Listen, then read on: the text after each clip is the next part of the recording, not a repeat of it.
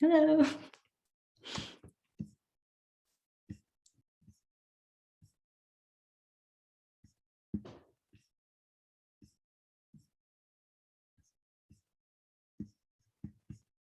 Thank you so much for joining us. I'm just checking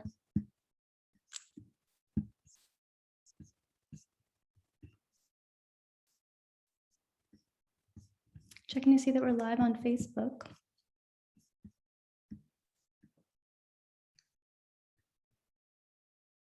I'll get started in a minute. Okay, I think we're good. Thank you so much to everyone for coming. My name is Nicole Haldupas, and I'm the Promotions and Publicity Coordinator at the University of Manitoba Press. I'm covering for Ariel Gordon while she's on leave. We're really excited to have you join us tonight for the launch of Authorized Heritage, Place, Memory, and Historic Sites in Prairie Canada. Tonight, we're going to be joined by the author, Robert Coutts, as well as Winnipeg historian, author, and distinguished professor, Adele Perry, who will be moderating the evening. And I'll introduce her in just a minute. First, I'd like to acknowledge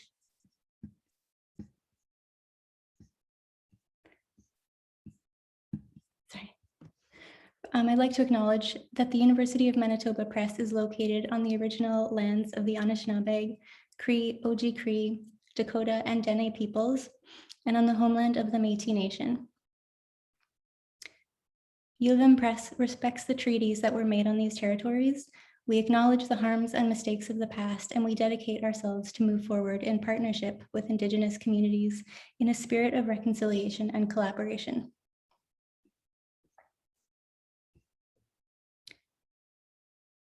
Our next spring book launch, if you're interested, is for a book called Did You See Us? Reunion, Remembrance, and Reclamation at an Urban Indian Residential School, which is written by the survivors of the Assiniboia Residential School. It's right here. And this launch is happening on May 12th at 7 p.m. and it'll be in collaboration with the National Center for Truth and Reconciliation and McNally Robinson Booksellers in Winnipeg. I don't know if you've seen this book yet, but it's pretty awesome. You can get your copy of Authorized Heritage on our website. We're going to give a 30% discount code to everyone who's attending tonight. I'll post it in the chat if you buy the book directly from our website. But if you would like to purchase the book from somewhere else, we encourage you to support independent bookstores. McNally Robinson is a great example. They have locations in Winnipeg and Saskatoon, and they do a lot for their local writers, and they ship across Canada. So without further ado, I'm going to introduce our moderator, Adele Perry. Adele Perry is a professor of history at the University of Manitoba. She's the author of Aqueduct, Colonialism, Resources, and the Histories We Remember. Please welcome Adele. Yeah. Well, thank you, Nicole, for that kind introduction. Thank you to the many people, I think 60 people, who have logged in to join us tonight for really what is a really momentous occasion, where we get to usher a new book into the world. And it is a book that has an enormous amount of value and an enormous amount to bring to its readers. And we are all lucky to be here. And I'm certainly honored to be here. And part of my job is to introduce the author, and that is Robert Coutts. Many of you who are on this call will know Bob from one place or another. He worked as a historian with Parks Canada for over 30 years, researching historic sites throughout Western and Northern Canada.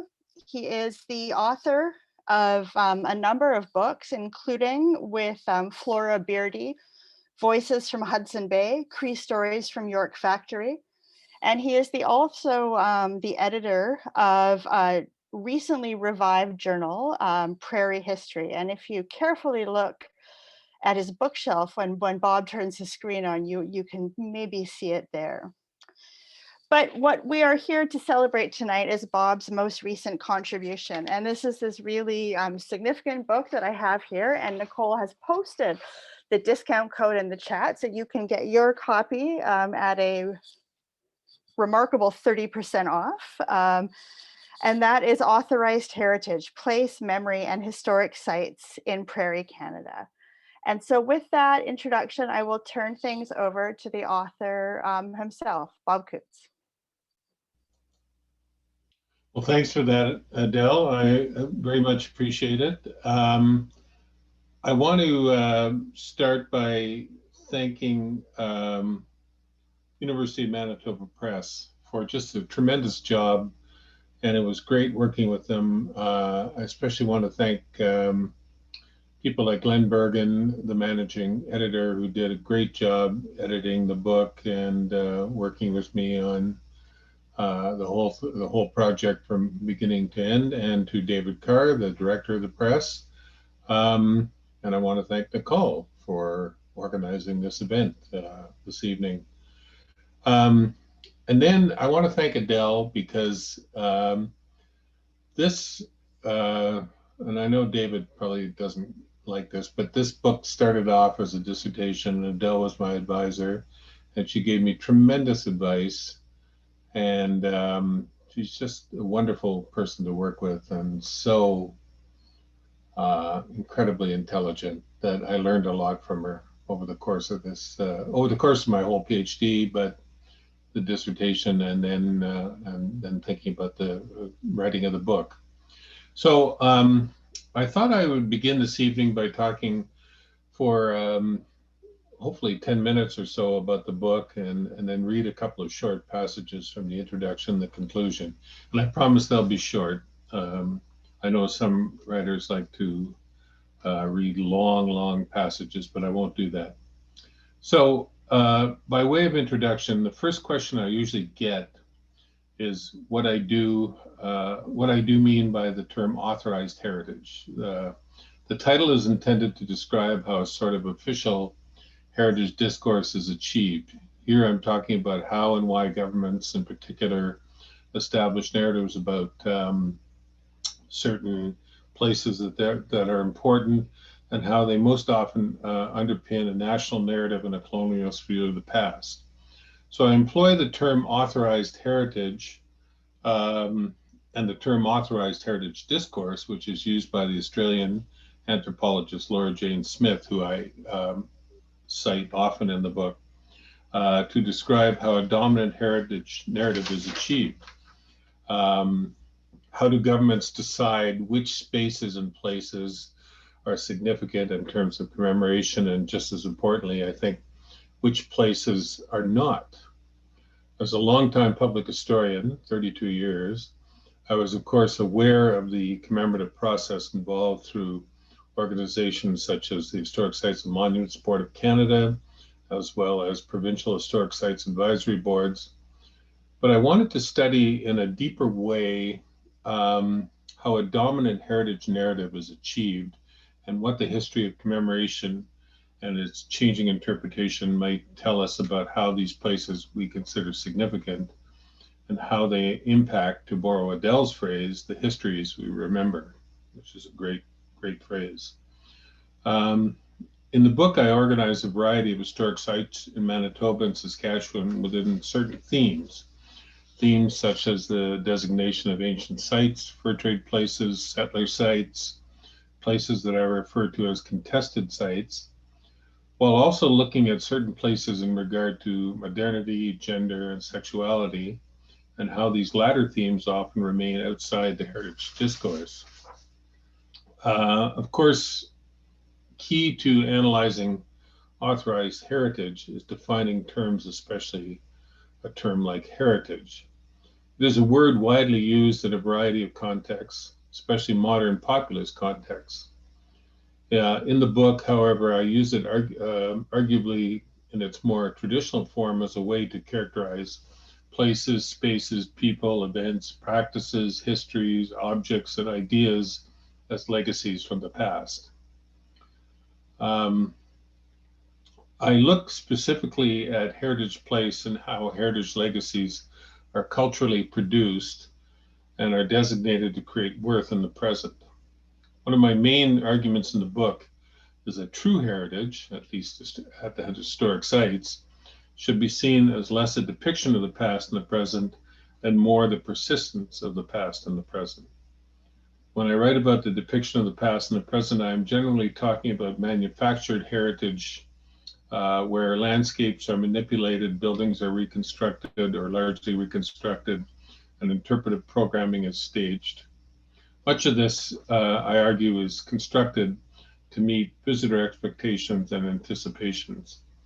There's little what I refer to as authenticity, although that can be a vague concept.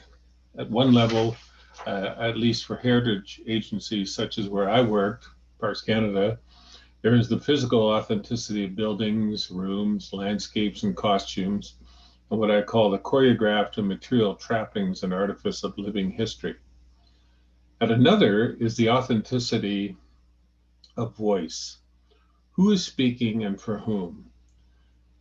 It is at this level that we can ask what meanings are conveyed. Are they contrived for visitor recognition, or do they communicate different voices and different narratives?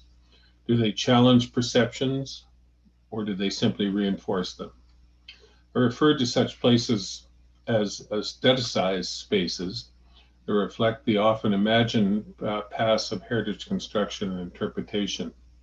In the book, I look at places such as Lower Fort Garry within this context, and others. However, the persistence of the past and the present is heritage that is not altered or manufactured to meet the tourist gaze. It is honest, it is instead honest, authentic, and not manipulated. And here I talk about such places as York Factory, Sears Gully near Churchill, and to some degree New Bergthal in southern Manitoba. At the beginning of the book, I write about my views about place. That place have been influenced in part by traditional historical and archival research.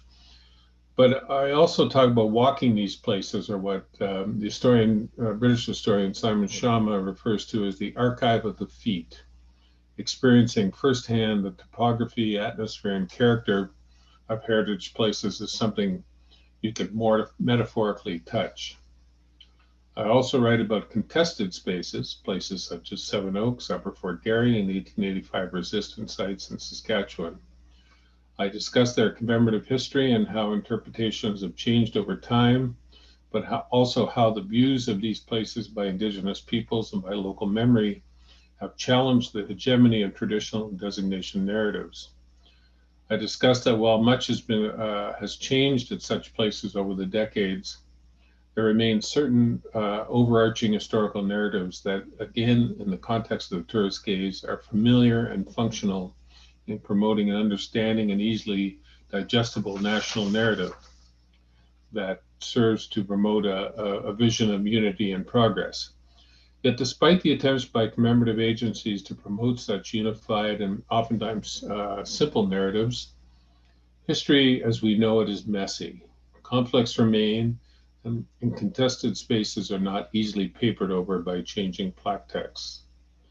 In the book, I also write about heritage as it relates to modernity, gender, and sexuality. While modernity can be viewed in terms of the third of the time periods of pre-modern, modern, late modern, and postmodern, as well as in terms of cultural changes over time relating to history, science, and intellectual theory, I focus more on modernity as having helped to create our contemporary views of heritage and the preservationist movement in the West. In terms of gender, with historic places, there's long been a struggle to incorporate women's history into the heritage discourse.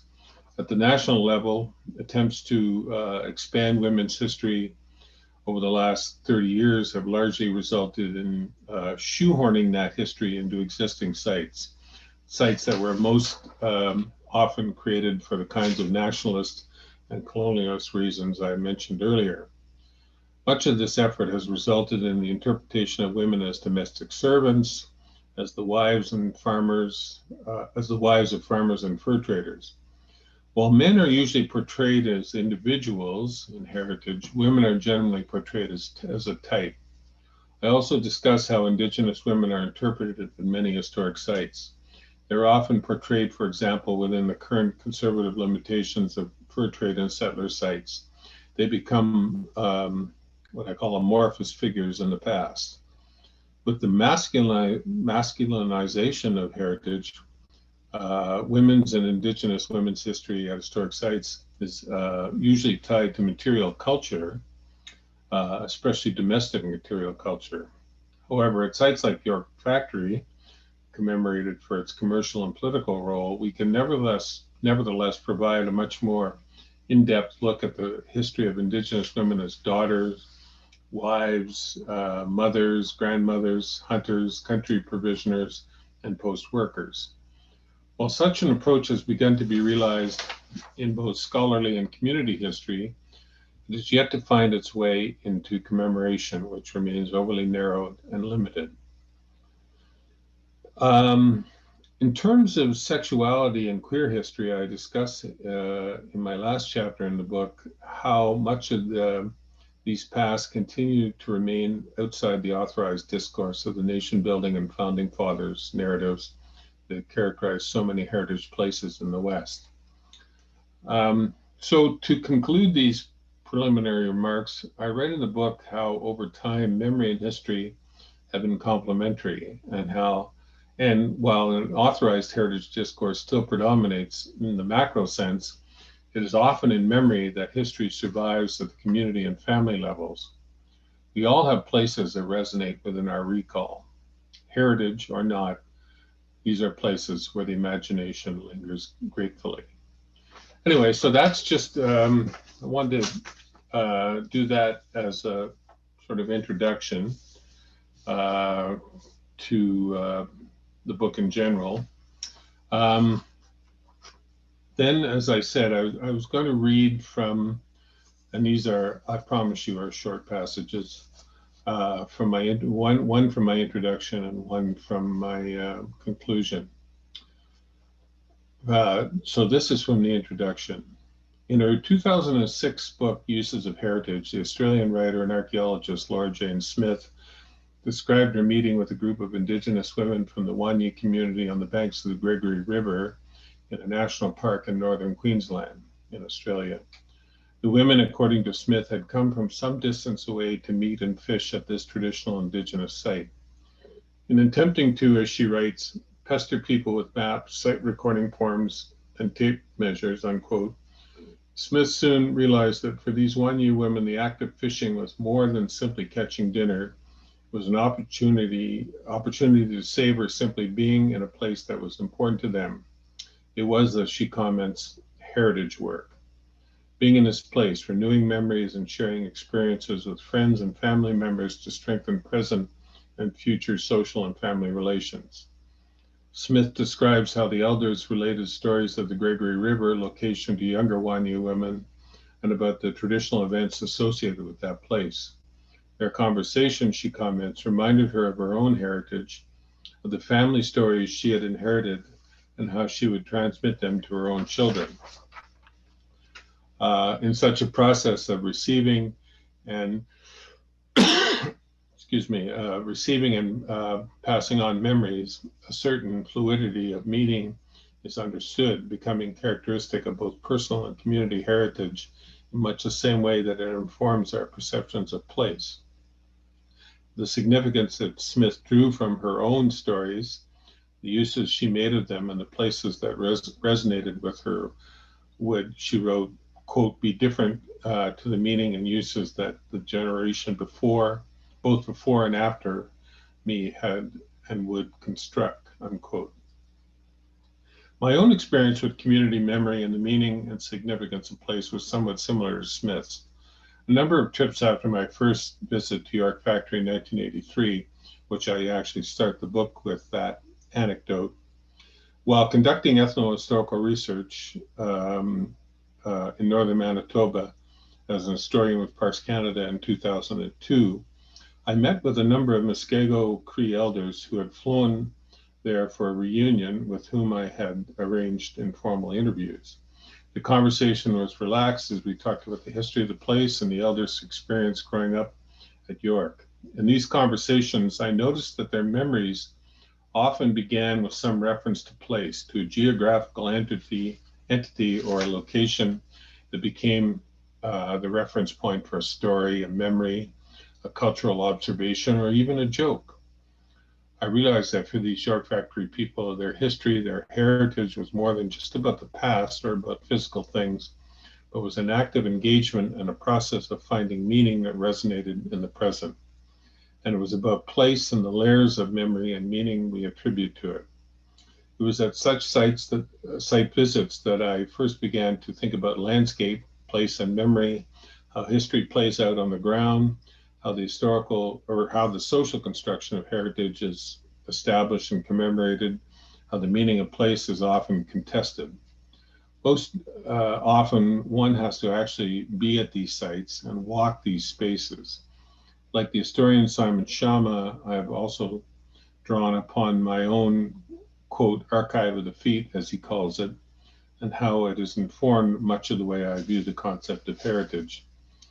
So the goal of authorized heritage, while at one level concerned with memory and place, is also to ask critical questions related to how and why certain heritage places were selected over others as significant. Do these perceptions of importance by governments, communities, and individuals change over time? And if so, how? I explore each of these questions within the thematic framework outlined in the various chapters and in the representation of different types of historic sites within a larger heritage context. It is my contention that most historic sites chosen by government relate to an authorized heritage discourse that is almost always based on those conventional messages that are part of national narratives and colonialist views of the past. I also explore challenges over what is presented, the struggles of the marginalized regarding those whose voice prevails, how communities can form distinct and alternative perspectives on specific places. If an authorized heritage can still dominate and still influence these places we consider to be important, how their significance, I should say, is also affected by community perceptions and the emergence and persistence of social memory. Yet often the two approaches are conflated, as a local perception that is no longer moored to social memory might simply echo the dominant discourse. It is then that an authorized heritage and a community perception become effectively one and the same. So that's from the introduction to the book. And I'll just finish off by reading a very short, I promise you, excerpt from my conclusion. This study has looked at heritage as it relates to place in Western Canada, examining how heritage value is established, how commemoration reflects social and cultural perspectives, and how and why perceptions of a public past are often modified over time. The specific places studied, including built heritage, settler colonial sites, cultural and ethno-religious topographies, and indigenous, spiritual, and contested landscapes, illustrate the process of commemoration of some critical themes in Western Canadian history. By balancing official themes with alternative community-based views of the past, we might find a middle way. If some form of authorized heritage has come to dominate the way we see past and place, we might also see community values and perceptions echoed in the official histories of the state. National and regional identities are historical constructions that are regularly challenged, modified, and reformed. The cultural pluralism that comes from the diversity of histories and the perceptions of these histories by others, while often butting up against the comforting narratives of national mythology, can allow for different discoveries for the Indigenous elders who visited York Factory in 2002. The far-reaching colonial and economic history of that place was for them a much less significant part of the collective and individual memories that make the former community, or that former community, such a critical part of Muskego Cree heritage. Heritage can play a vital role in the health of the state, yet it need not be one that is regressive in the sense that a country must be reliant upon homogeneous and conformist national traditions. Incorporating new stories, new meanings, and new ways of looking at the past at historic places can bring vitality to the well-being of civic life. By viewing heritage as less a depiction of the past than the present, but rather the persistence of the past and the present, the language of place can be confident and progressive. With new commemorations and new stories, we can replace rear window nationalism with forward-looking ideas and narratives. Yet to look ahead, we must also remember. Anyway, so thank you very much. So that's my introduction, my excerpts from the book, and turn it back over to Adele and Nicole. Well, thank you very much for that kind of real window into some of the things that the book does. The phrase rear window nationalism is going to stick with me for a long time. I think we're going to do is we're going to have a sort of a short conversation between Bob and myself, and then we're going to open up the conversation to all the folks who are here in this digital space, and we'll be able to take questions both via chat, which Nicole and myself will be keeping an eye on. And also, if you'd like to ask a question the old-fashioned way, please use your little raise hand signal there, and we will be able to hopefully unmute you and have you do that. So we'll move to that in a little bit. But just to start us off, I had a couple of questions that I wanted to raise to Bob. And one is, this book is the culmination of a great deal of work over a wide geographical space and also a pretty substantial period of time.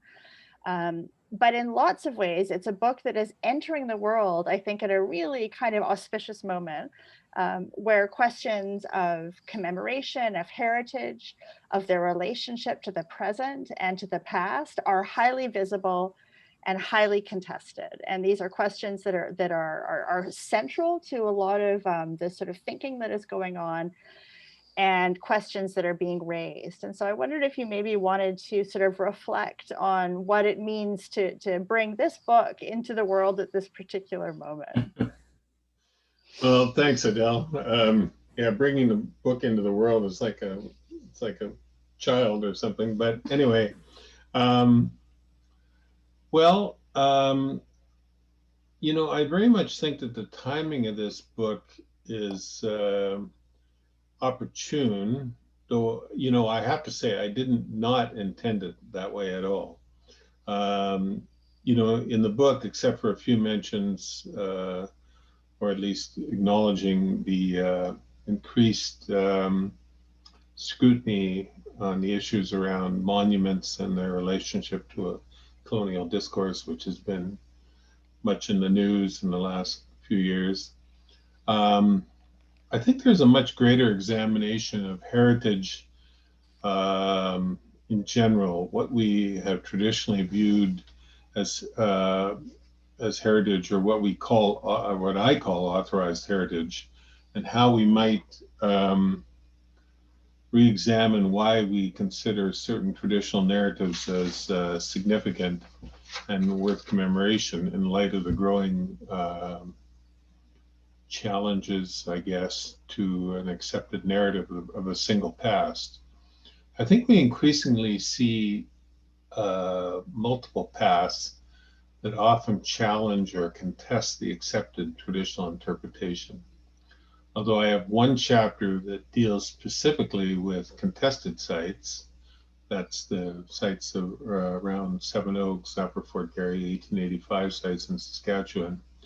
I think, you know, that much of the book tries to get down into the weeds regarding the connections between things like heritage commemoration, how it has evolved, and new and changing perspectives on the introduction of multiple views of the past.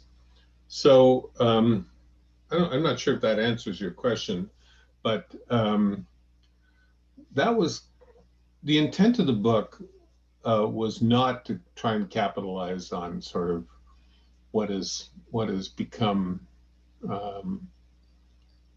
I'd not say popular, but is what has become newsworthy, I guess would be the term, in recent years. I didn't think about that at all. But while I was reading it, this stuff was coming up, especially in the US and other places, and in Canada, of course. And so I worked a little of that into the book, but I didn't want to focus on that. I didn't want to make it about monuments and should we have monuments to Johnny MacDonald, all that kind of stuff. So I didn't want to discuss that because I know others are doing that sort of thing more directly.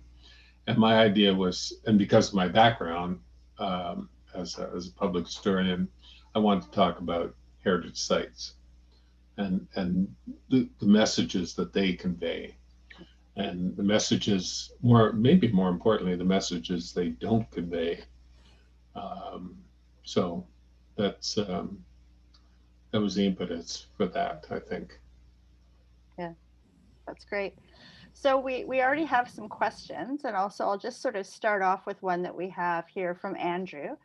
And he writes a question for Dr. Coutts. Going forward, do you see a role for animated historical interpretation, or quote unquote living history, at heritage sites in the future?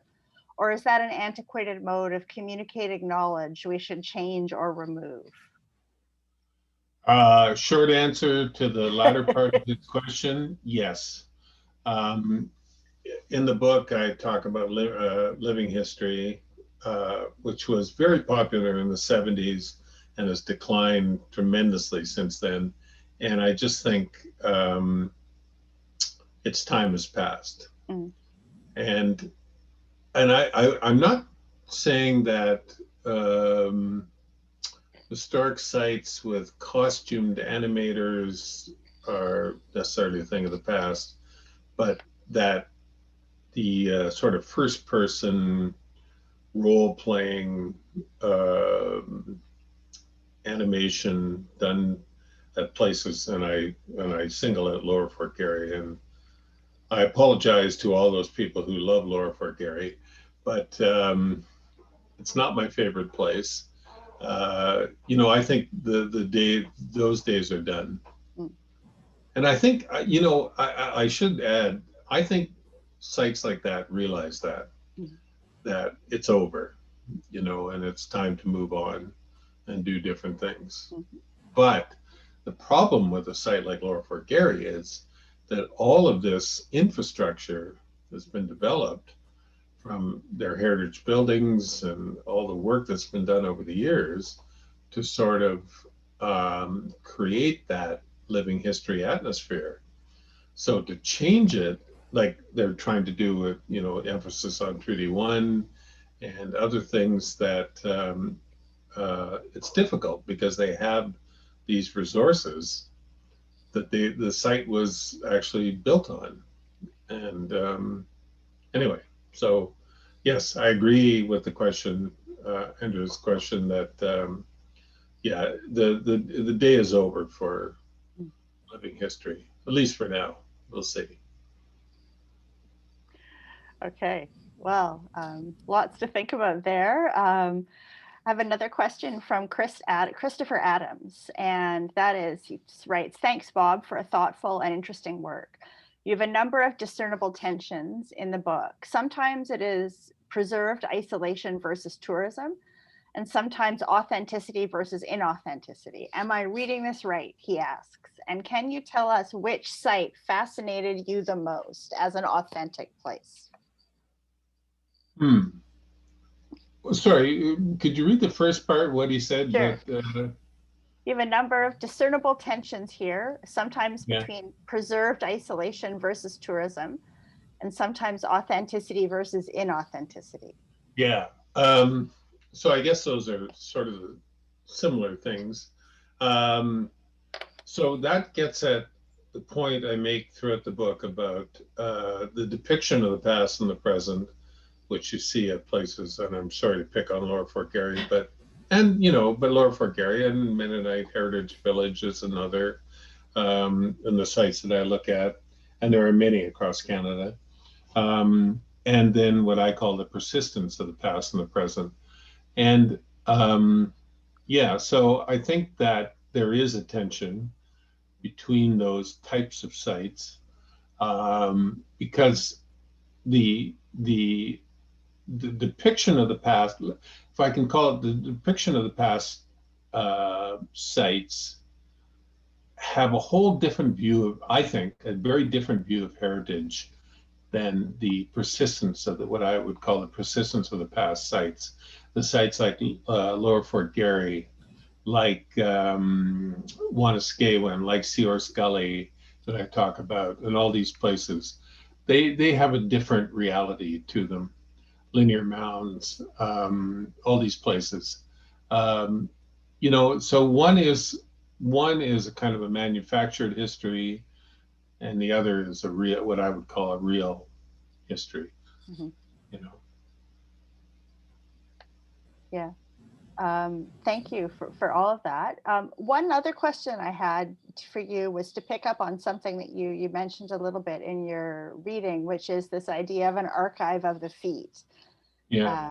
And I wondered if you wanted to maybe tell us a little bit about how you put this archive of the feet to work in this particular book.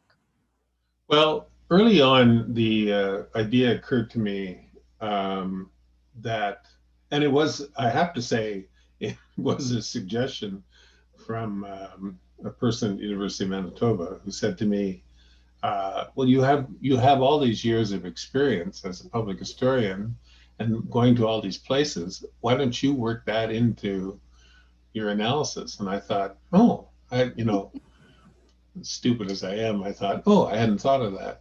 And uh, so that, I think, forms, so the core of the book is balancing off the archive of the feet, as Simon Schama calls it, which, and as I explained in the book, is about, and I talked about in my little intro, is about walking places, is about being familiar with the topography and the meaning and the sort of atmosphere of places that I think is so critical.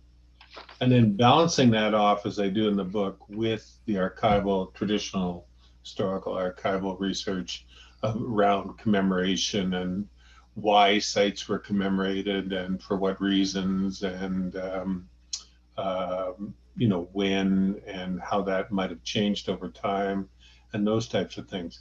So I think maybe the appeal of the book is to combine those two things about my own experience with these places. And as I write about in the introduction of the book, I only write about places that I've been to. I don't attempt to write about places that I have never been to.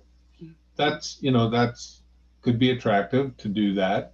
But I thought, well, if I haven't been to a place, I don't really understand what it's like to walk that place. So for instance, earlier I talked about Seahorse Gully, and I probably walked that whole area.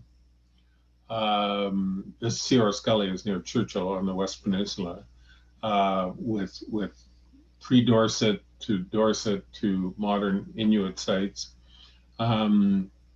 with archaeologists, and then actually on my own later on. Um, it That's when you sort of feel the place. And yeah, I read, then I had read before and read after a lot about the work that had been done in these site like that. But it was the walking the places and seeing the actual physical remnants of that history that really impressed me the most. So that's where that archive of the feet. Mm-hmm. When I read that in Shama's book, Landscape and Memory, that really struck me as my own experience. The archive of the feet. Yeah. Well, I think this book shows, a lot of the work, the value that is really brought from that. So it's a real example of putting that idea into play. So we have a question from Sarah Carter, which I'm sure you'll appreciate. And she says here, Bob, can you please discuss how the Aberdeen influenced your intellectual development? And I've lived in Winnipeg for 20 years, a little bit more. So I don't quite remember it, but even I know enough to know the significance of Sarah's question. I knew this question would, and you know, I have a feeling that Sarah's husband Walt fed her this question. But anyway, yes, there were a lot of discussions over a lot of beers in those days, a long time ago, where we actually talked about, you know, maybe things like this and many other things.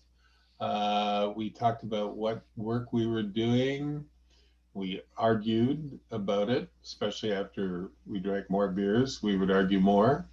And yeah, it was, I know that Sarah's written an article about that, about the Aberdeen and its role in sort of that period in the history of parks, public historians and others. It was a great, you know, I remember it as a great time. Mm-hmm. And when they knocked that building down, it was very, very sad. Mm-hmm. And I actually put, just before they knocked it down, I put a picture of it on the cover of Manitoba History. So just to try and preserve it in memory. But it was a great time, and we had lots of interesting conversations, and maybe not so interesting conversations. Who knows? So Sarah has further added, yes, 'tis Walter's question, in fact. So that has been verified. I knew it was Walter's question. It's a different sort of archive of the feat. Yes. Yes. That was an archive of the rear end, because we were sitting down. Yeah. So we have some comments here. One from Mark Cully, who says, "Beautiful work, Bob. Much appreciated." And I have sort of another question, which is that of all the historic sites that you examined here, that you walked through, that you studied through the archival record, through conversation, through walking in all of these different ways, what was the one that surprised you most?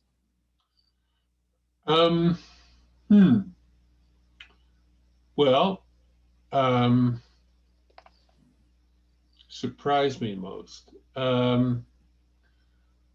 Let's see. I would say a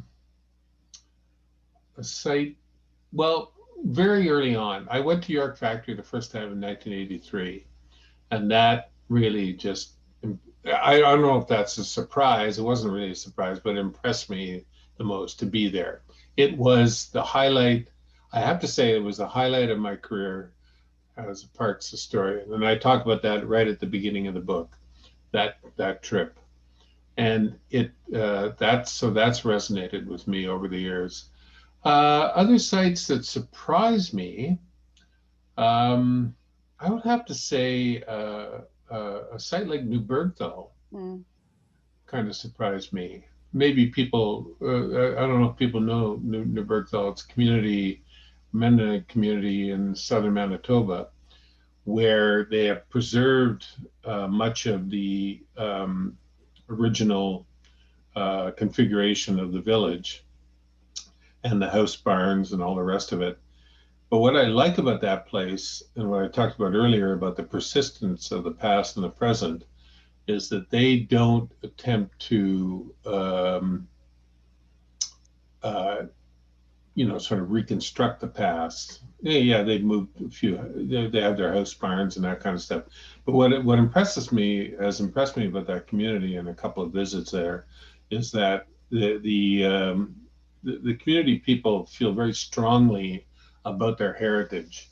And yes, and it's important that they try and preserve it as best they can, but they move on. I mean, they realize that there's an evolution here.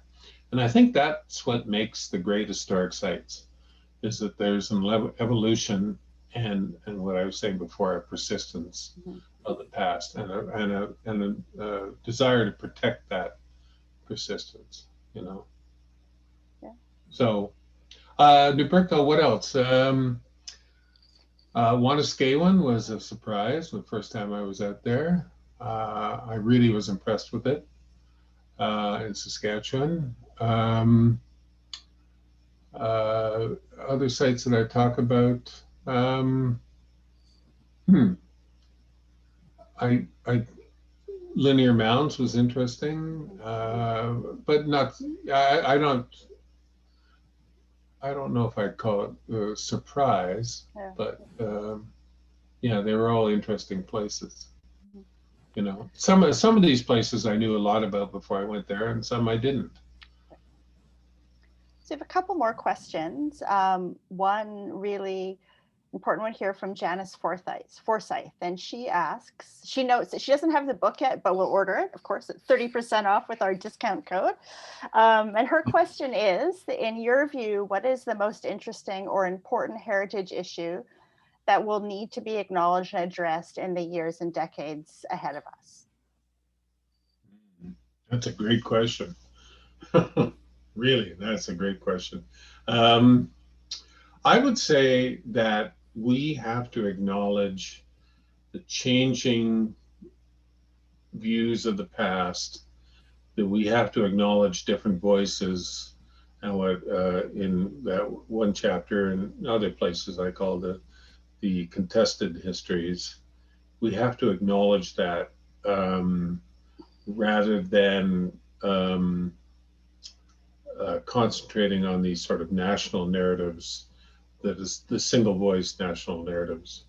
And I think that's probably the biggest change we should look for, and I hope we achieve in the future.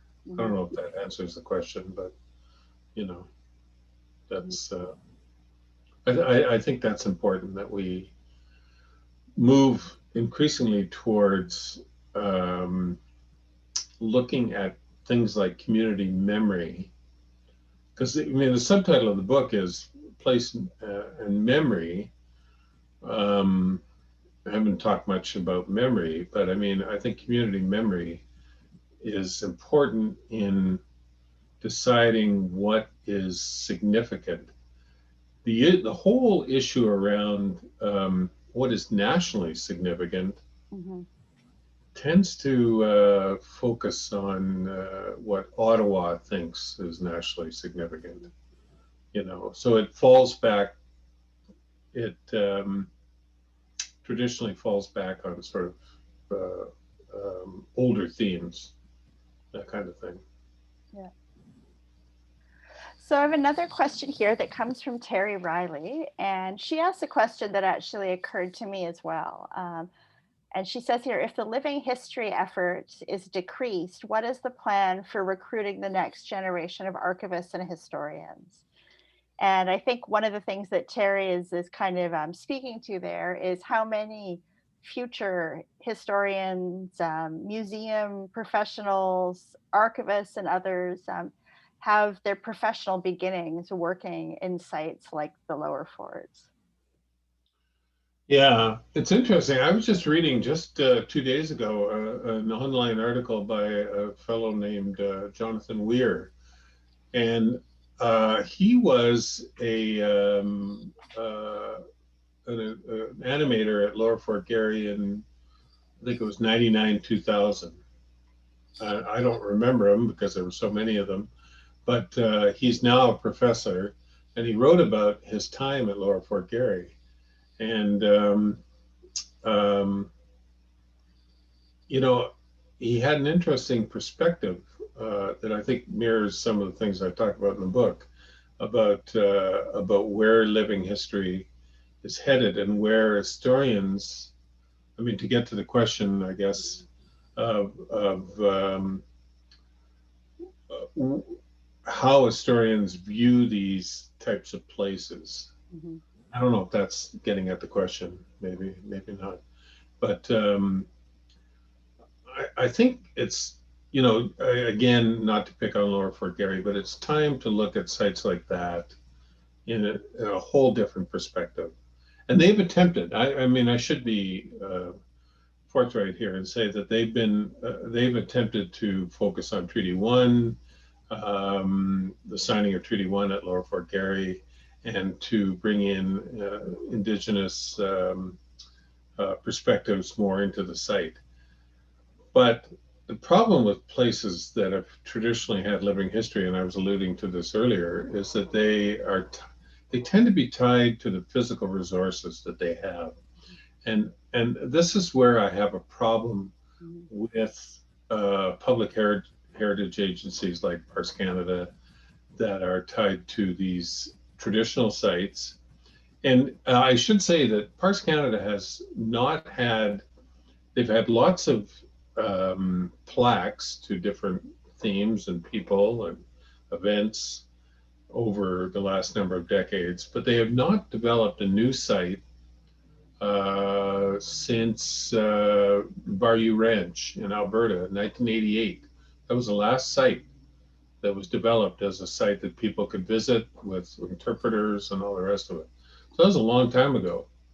So the problem they have is that they're dealing with very traditional sites that were commemorated generally a long time ago for different reasons, but generally very traditional reasons. And they have a hard time in sort of morphing those perspectives and those interpretations into sort of 21st century interpretations, especially around Indigenous themes and topics. I think that's where they have an issue, because they still go back to, well, they got, as I said earlier, they've got these resources at a place like Lower Fort Garry, and they have to, what do you do with these resources, right?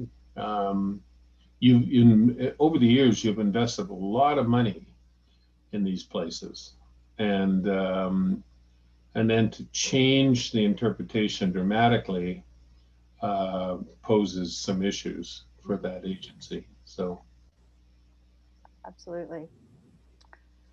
So we have a question here that I'm going to bring that comes to us from Emily Cootes, and she says, "Gee, I think I know her." Yeah, I wonder. She says she wonders what Dr. Cootes thinks about the Hudson's Bay building in downtown Winnipeg and the government's role in preserving and reviving it. And then in brackets, also, hi, Dad.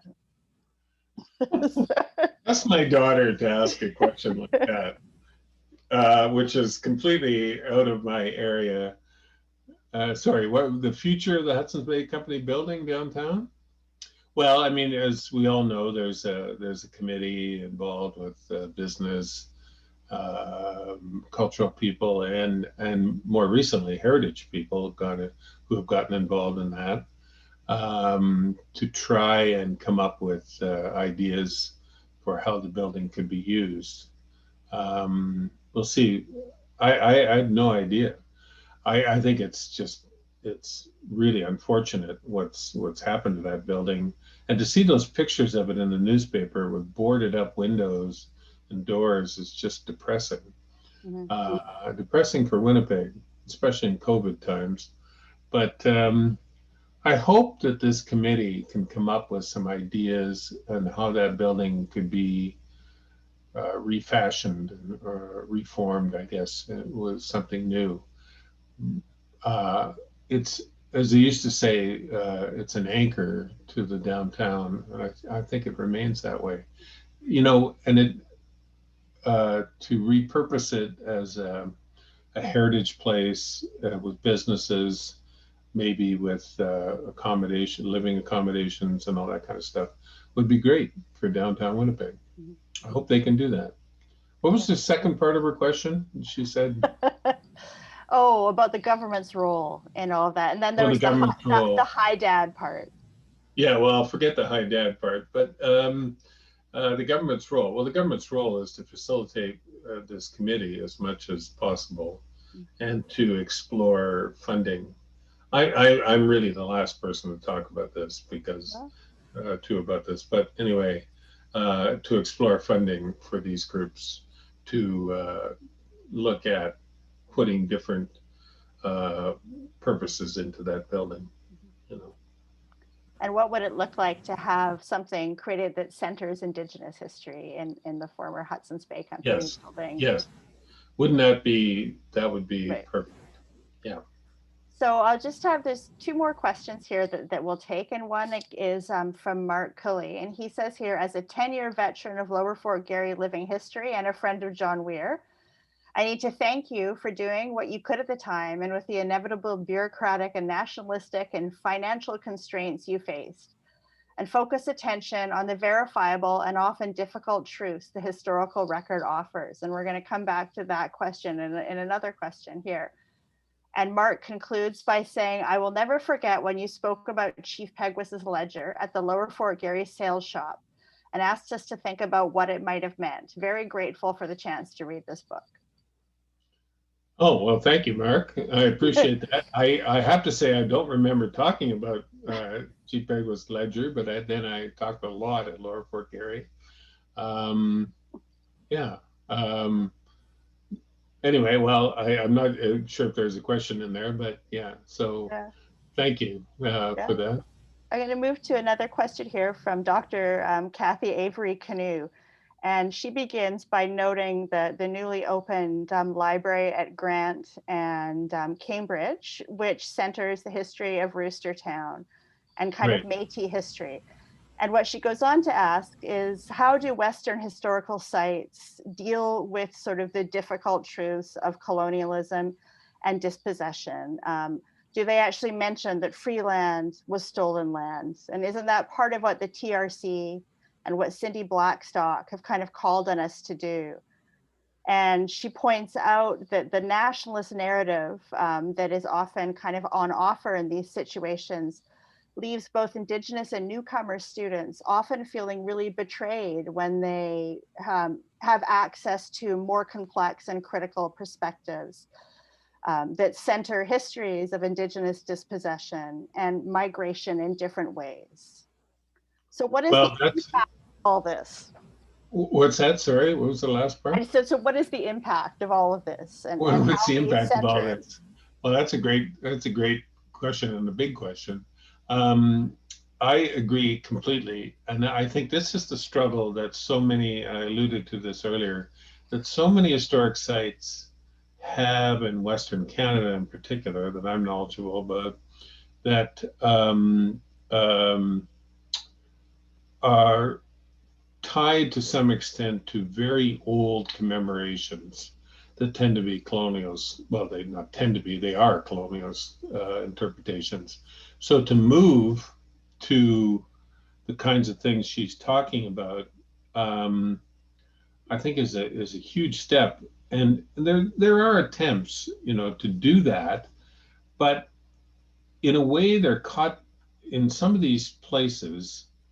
They're caught between a rock and a hard place. They are traditionally pressured by Ottawa, for instance, to maintain their allegiance to an old commemoration for the reasons why the board commemorated that site in originally, and that's what I call in the book commemorative intent, and that's what Parks Canada calls it, commemorative intent. And then the kind of things she's talking about, where how do you bring in these stories and these interpretations into that?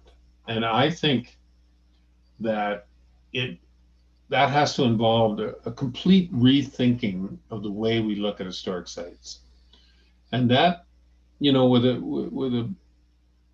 an agency like Parks Canada, which I'm most familiar with, but also maybe provincially in Manitoba, Saskatchewan, you have to look to the top to see, because that tends to go top down. You have to look at the way they are willing to be flexible on some of these things, and to say that the interpretation should be wide open. And instead of talking about what I talk about in the book, national narratives, that sites have to play into a national narrative, talk about those kinds of issues, which is also a national narrative, of course. But to talk about those issues, I think that's important. And I hope we can get to that stage with historic sites. I think there is an attempt to do that, but it's, I don't want to say half-assed because that's not very appropriate. It's sort of like 6 of one, half a dozen of the other sort of approach, where they're willing to bring in new interpretations related especially to Indigenous issues, but they still want to maintain a tie to the traditional commemorations. So that's a really big question, and requires, I think, a much longer answer. But anyway. Okay, so just a couple more questions. One from Kevin Burns, which is, what actually is memory in this process of heritage and placemaking?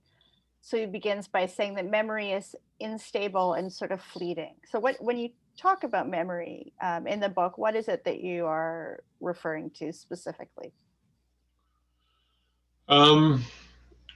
Well, to some degree, I juxtapose what I'm referring to as the authorized heritage with memory. And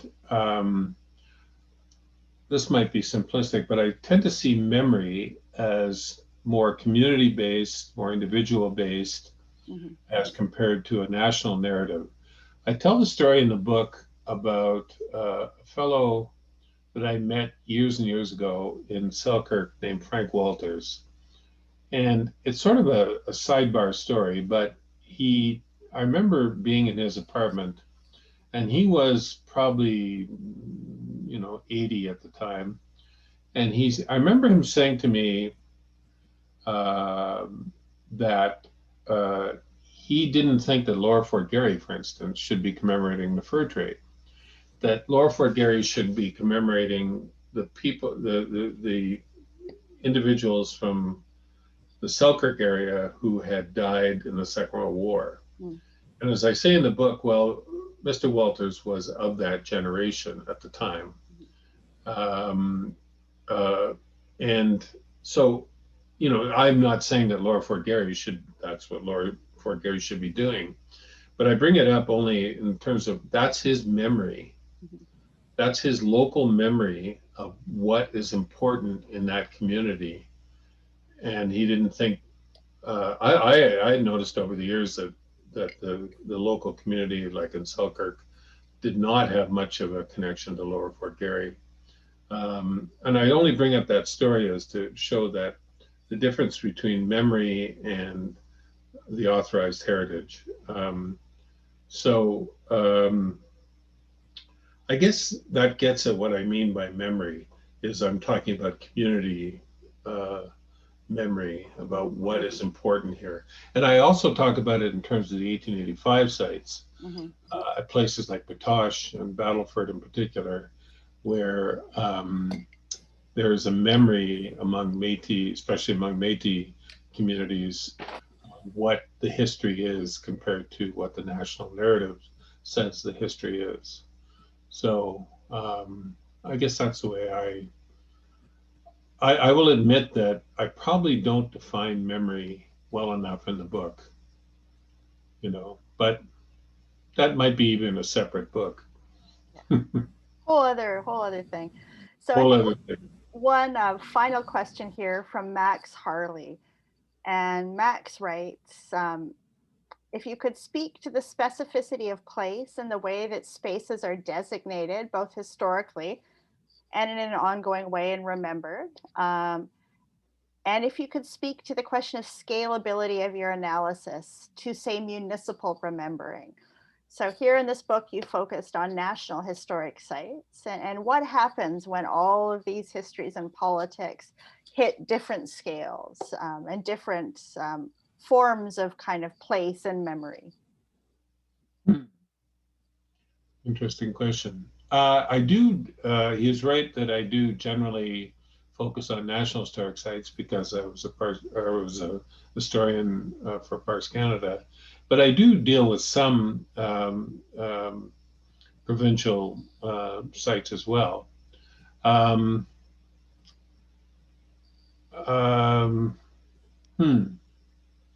So the question, I'm not sure. The question is that of how I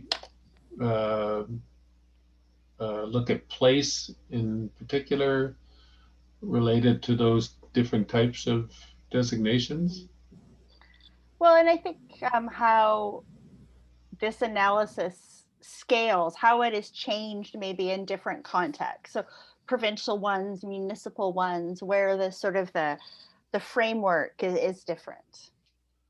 Yeah, there is a framework. There is a different framework. I mean, as I've been talking about all evening, I think in the National Historic Sites there is this sort of overarching national perspective about what is significant about a place.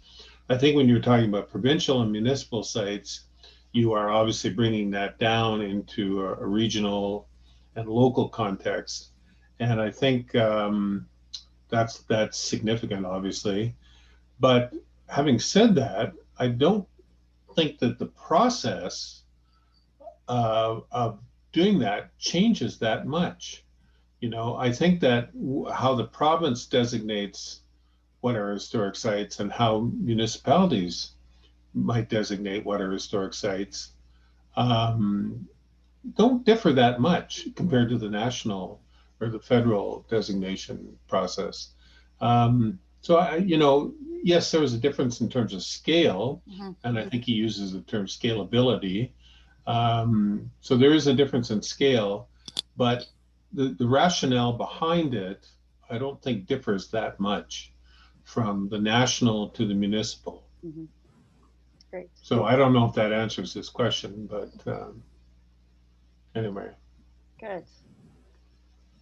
Well, I think this might be a good time to thank Bob, both for, I think, this really important book that people are going to be reading and thinking with and thinking through for a long time, and for also a really kind of thoughtful and engaged conversation with a great audience. So we're all very honored that you joined us.